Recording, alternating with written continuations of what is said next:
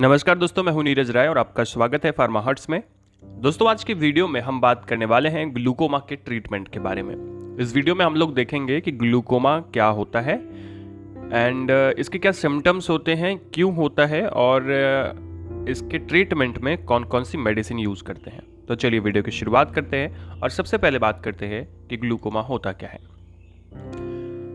दोस्तों, अगर आइज़ को देखा जाए तो आपकी आइज़ का स्ट्रक्चर कुछ इस तरह से होता है और ये पूरी चीज़ कहलाती है आई बॉल। आई बॉल के अंदर में लिक्विड भरा होता है, यानी कि कुछ फ्लूइड भरा होता है और यहाँ से ऑप्टिक नर्व्स आपकी आंखों में आती हैं और आपकी आंखों का जो सेंसेशन होती है उसे मस्तिष्क तक पहुँचाती हैं। ऐसे में क्या है कि कभी कभी जो आई बॉल है वहाँ पे फ्लूइड की मात्रा बढ़ जाती है, जिससे इंट्रा आक्यूलर प्रेशर बढ़ जाता है और ये कंडीशन कहलाती है ग्लूकोमा। ऐसे में सबसे ज़्यादा नुकसान होता है ऑप्टिक नर्व्स को, जिसकी वजह से जो यहाँ की इमेज है वो आपके मस्तिष्क तक नहीं पहुँच पाती हैं और धीरे धीरे ग्लूकोमा की वजह से ऑप्टिक नर्व्स डैमेज हो जाती हैं और ऑप्टिक नर्व के डैमेज होने से आपके जो आंखों की रोशनी है वो चली जाती है। यानी कि कुल मिला के कहा जाए तो ग्लूकोमा एक ऐसी कंडीशन है जिसमें आपका आक्यूलर प्रेशर यानी आँख का प्रेशर बढ़ जाता है, जिसकी वजह से आंखों की रोशनी चली जाती है और आंखें सूज जाती हैं यानी फूल जाती हैं। आगे हम लोग डिटेल में बात करेंगे इसके सिम्टम्स के बारे में। नेक्स्ट, अगर हम बात करें इसके कारण क्या होते हैं तो दोस्तों, कारण से पहले तो टाइप्स अगर देखें तो इसके दो टाइप्स होते हैं। एक होता है एक्यूट ग्लूकोमा, एक होता है क्रॉनिक ग्लूकोमा। एक्यूट ग्लूकोमा तुरंत होता है, जस्ट होता है, जैसे कि एक ही दिन में आपकी आंखें चुभने लगेंगी, दर्द होने लगेगा, आंखों की रोशनी कम होने लगेगी। जबकि क्रॉनिक ग्लूकोमा जो है वो किसी न किसी बीमारी की वजह से होता है और लंबे समय तक ये रहता है, उसके बाद इसका जो लक्षण होता है दिखाई पड़ता है। तो जो क्रॉनिक ग्लूकोमा होता है, एक्यूट ग्लूकोमा के बारे में अगर कहें तो वो तो अपने आप हो जाता है किसी भी रीजन की वजह से, इन्फेक्शन की वजह से या कोई भी रीजन हो सकता है, एलर्जी हो सकती है। लेकिन क्रोनिक ग्लूकोमा जो होता है वो अलग अलग बीमारी की वजह से होता है, जैसे डायबिटीज़ की वजह से, हाइपरटेंशन की वजह से या आर्टेरियोस्क्लेरोसिस की वजह से। ठीक है, तो ये सारी कंडीशंस की वजह से अगर ग्लूकोमा होता है तो वो क्रोनिक ग्लूकोमा होता है, ये लंबे समय तक रहता है।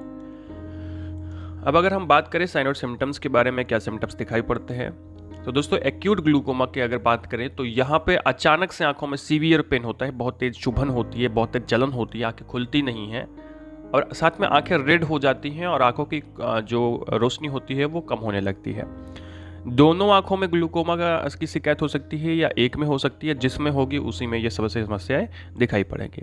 इसके अलावा दोस्तों, जो पुतलियां होती हैं वो बड़ी होने लगती हैं और टाइट हो जाती हैं, ये कड़ी हो जाती हैं।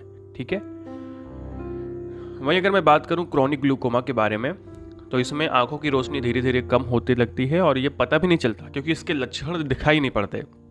मैंने बताया किसी बीमारी की वजह से लंबे समय तक जब बीमारी रहती है तो ये आपको दिखाई पड़ता है, लेकिन होता क्या है कि ये आपको पता नहीं चलता क्योंकि धीरे धीरे धीरे धीरे आपकी आंखों की रोशनी जाती है। इसमें पहले नज़दीक का दिखना बंद होगा, आदमी को लगेगा कि मेरी आंख कमज़ोर हो रही है, लेकिन ऐसा नहीं होता, वो एक्चुअली ग्लूकोमा का ही साइन सिम्टम होता है।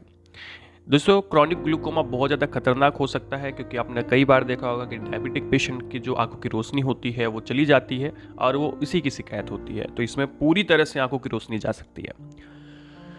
अब अगर हम बात करें दोस्तों ट्रीटमेंट में कौन कौन सी मेडिसिन यूज करते हैं, तो वैसे तो ग्लूकोमा का जो ट्रीटमेंट होता है वो लंबे समय तक चलता है और एक अच्छे डॉक्टर से आपको इसको कराना चाहिए।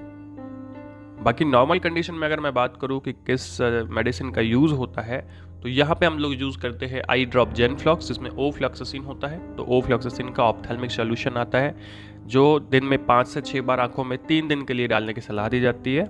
इसके साथ में दोस्तों, या इसके अलावा मतलब इसकी जगह पे आप यूज कर सकते हैं आई ड्रॉप जेंटामाइसिन। इसे भी 2 ड्रॉप्स दिन में 5 से 6 बार 3 दिन के लिए डालने की सलाह दी जाती है।